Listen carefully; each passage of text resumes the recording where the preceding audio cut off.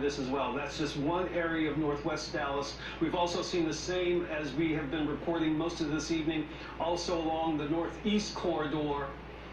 That is now damaged. We are told a live look in the North Dallas area where we have seen residents have to deal with the realities of when they walk outside of their homes, this is what they see: tree damage, power lines down, and then the front of their homes in some cases gone.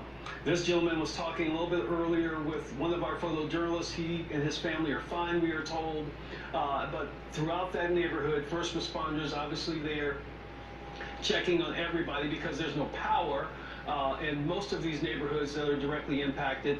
As you can see, as we went through this neighborhood, this particular home and others, it's just a mess in many of these places. Along these neighborhoods, if you're at the Royal Lane and Preston neighborhoods, the Hillcrest and Preston and Royal Lane areas as well, and then you head to the 75, 635 corridor. There are also reports residential damage along that corridor, and including Texas Instruments, we were told earlier today, suffering some damage.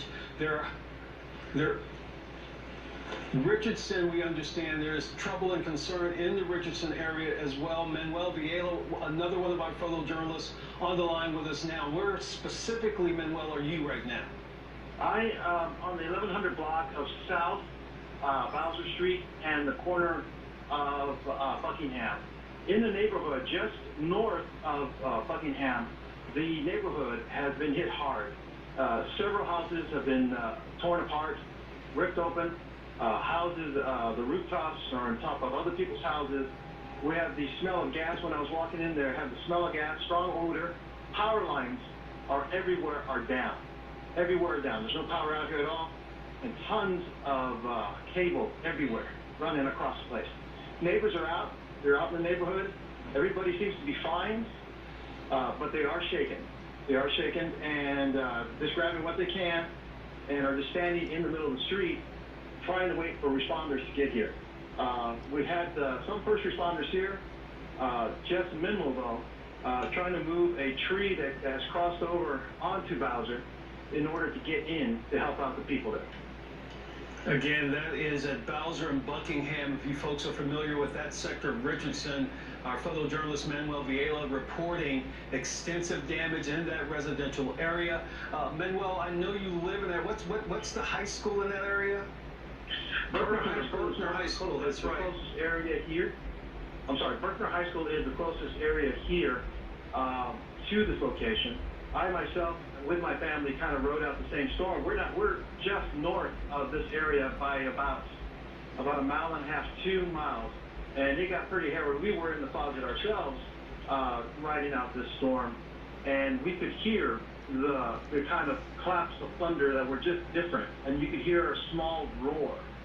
So the result was the tornado moved south and went south from us, and it came through this neighborhood, and you can see the path. It's kind of sliced through the neighborhood, and as you can tell, just plowed huge trees down, big oak trees, snapped in half, and then obviously roofs torn off, and there's no car damage, surprisingly, just roof damage, because I guess it didn't go all the way down. But everybody's safe. That's part of the good news. Everybody's safe. Everybody's out, and they're all lingering around in the neighborhood, just kind of standing there waiting to see what's going to happen next. Well, Manuel, I'm glad to hear that there are many people there at this point who may be indeed dealing with damage, but they are safe. And as you can see the path here, as Manuel Villela is explaining, we saw this storm literally from the 635-75 corridor there at the High-5 move to the north. As it's moving to the north, it is then bending to the east, and it is exactly what Manuel Villela is speaking of. That Bowser, Buckingham area is exactly along that line where we saw that on-the-ground tornado in that area. It also, of course, major impact in the northwest Dallas area along the Tollway, Royal Lane area.